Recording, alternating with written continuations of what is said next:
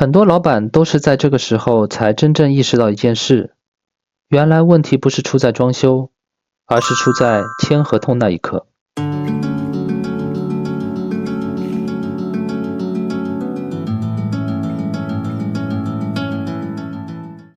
嗨，大家好啊，欢迎来到装修大叔上的频道。今天这期视频，我想跟大家讲一个非常现实，但很多人不愿意面对的情况。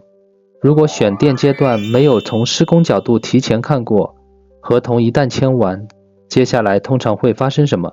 我先说一个我自己亲身经历过，而且不止一次发生的场景。很多老板是在租约已经签完之后，才第一次打电话给我。电话那头通常是这样说的：上，我的店已经租下来了，你能不能帮我过来看看，大概多久能做完？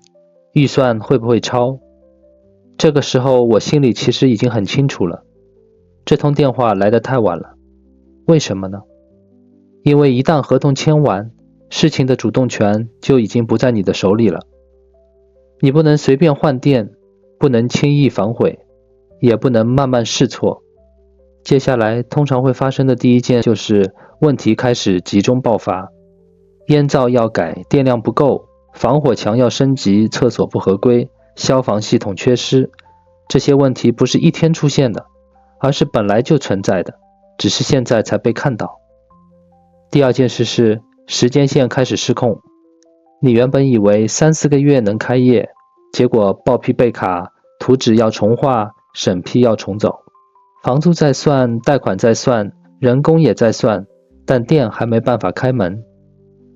第三件事也是最折磨人的，预算开始被动往上叠。你不是不想控制成本，而是没有选择，因为很多改动在这个阶段已经不是要不要做，而是不做就过不了。这个时候很多老板会回头问一句，那当初为什么没人提醒我这些呢？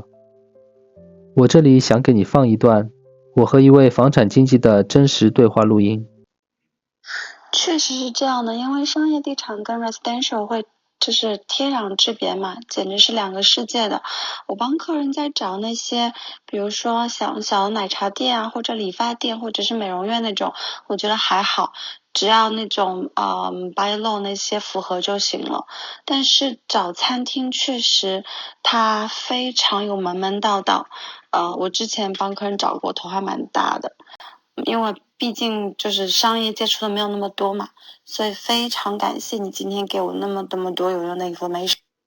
我觉得被罚很多钱是一方面，还有时候如果客人就是一下子不爽起来，他可以把比如说买家他买了这个店，他不能去做到他想做的，他甚至可以把买家经纪、卖家经纪跟卖家一起告了，这才是最麻烦的地方，我觉得。这段话我非常认同，因为这正好说明了一件事，不是经济不负责，而是这个阶段本来就不是他们能判断的东西。但问题在于，合同已经签完了，所以很多事情就会变成现在这种状态。你知道问题在哪，也知道代价很大，但已经没有退路。要么继续硬扛，要么毁约止损。我一直跟客户说一句话，选店阶段看不看，不是省不省钱的问题，而是你还有没有选择权。早一点看，可以换一个方案，换店，换思路，换判断。晚一点看，你只能接受结果。下期视频，我们开始进入设计视角，来和大家展开聊聊关于设计出图的那些事。那今天这期视频就先聊到这里。以后我会把大温开店从选店、设计、报批到施工，整个流程一步一步拆给你看。如果觉得视频对你有所帮助，一定记得给大叔点赞并加关注哦。好，那我们下期视频再见啦，拜拜。